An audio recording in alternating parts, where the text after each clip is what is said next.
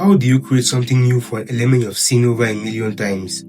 That's the case I faced when I had to design the logo and brand identity for a personal brand called The Everyday Doctor, which aims at providing real health education to everyday people like you and I. So now, being a healthcare brand, the logo did not have to look like a cliche like what you see most health brands using. You have the cross, you have the stethoscopes, you have hospitals and things like that.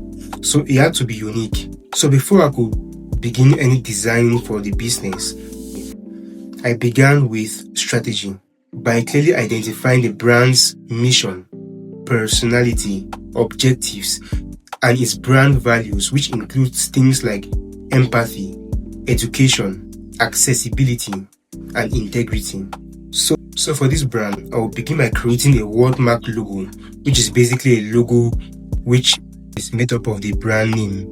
I will take a bold font, which will make the business to be clearly identifiable while looking bold and accessible. I'll customize this font to make it unique to the business, and I'll change the letters, such as the letter Y, which will make it to subtly look like a stethoscope.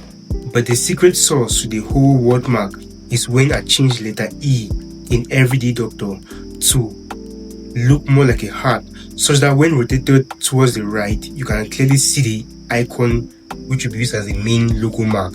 Now this heart is meant to symbolize empathy, which the brand has towards its target audience. So when you extract this letter E from the Everyday Doctor, we now have the logo mark. And to create another layout for this logo suite, I will create something which can be used like a badge or a watermark or even a sticker. I will take the logo mark, which is the custom letter E or the heart for the Everyday Doctor, and I'll add a stethoscope around it to directly signify the medicine field of the brand. Then I'll place the brand name beneath it to clearly make it very identifiable.